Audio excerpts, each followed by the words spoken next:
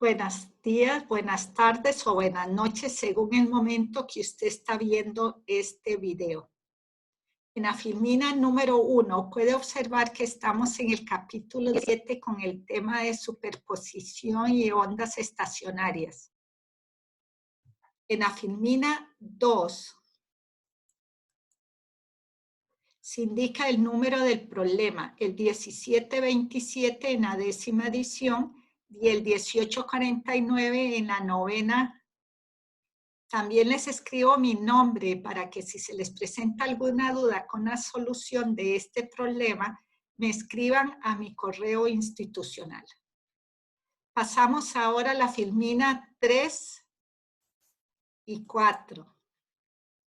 En esta última se presenta el enunciado del problema. Les sugiero parar aquí el video, leer el texto con calma, extraer la información y plantearse cuál es la incógnita que desea calcular o que deberá calcular. Escríbala en una hoja.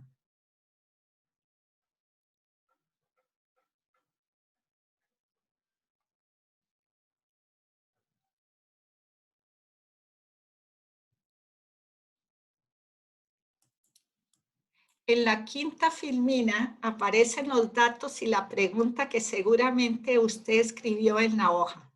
El primer dato es la relación de flujo. Obsérvese que tiene unidades de volumen entre tiempo.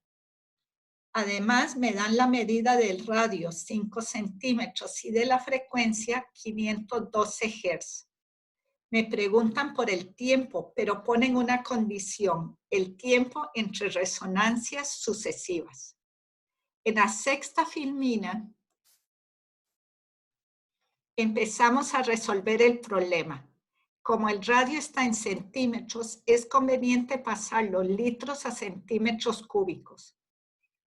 Además, como siempre se sugiere, hacemos una figura donde aparezcan las variables que vamos a utilizar para resolverlo. Yo coloqué a la derecha esa imagen. L inicial, delta L, que sería el cambio de longitud provocado por la entrada de agua en un delta tiempo. Y el delta tiempo, que sería el periodo de tiempo necesario para la siguiente resonancia sucesiva. Pasemos ahora a la séptima filmina. Observemos que la relación de flujo es volumen entre tiempo y el problema pregunta por una variable de tiempo. Entonces podemos pensar que si tuviéramos el volumen de agua que entró entre dos resonancias sucesivas, podríamos obtener el delta tiempo que andamos buscando. ¿Cómo obtener el volumen? El problema nos da el área, pero nos falta el delta longitud para tener el volumen. El volumen entonces sería pi por r al cuadrado por delta longitud.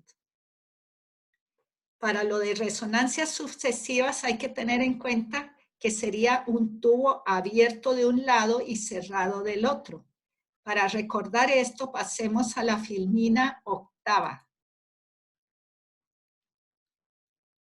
donde se presentan las fórmulas adecuadas para calcular la frecuencia. Esta fórmula se puede escribir en términos de m, utilizando una sucesión de números impares, 1, 3, 5, etc., o n y considerando n como una sucesión de números naturales, 1, 2, 3, etc. Vamos a resolver el problema utilizando m. Obsérvese que en esta ecuación, para el cálculo de frecuencia, interviene la longitud. En la filmina novena, se calcula la diferencia de longitudes en términos de m. A mano derecha se muestran nuevamente las fórmulas para calcular las frecuencias, pues se va a utilizar aquí. En la primera línea aparece el delta L como la diferencia de longitudes entre dos longitudes, la L inicial menos la perdón, la L final sí, menos la L inicial. En la siguiente línea, la longitud inicial sería igual a m por la velocidad entre 4 por la frecuencia.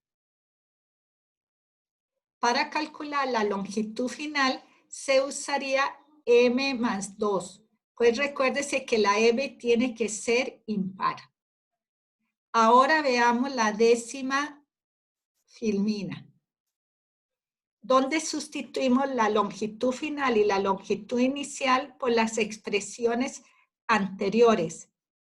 Delta L sería m más 2 por la velocidad del sonido entre 4 por la frecuencia, menos la longitud inicial, que sería el m por la misma velocidad del sonido entre 4f.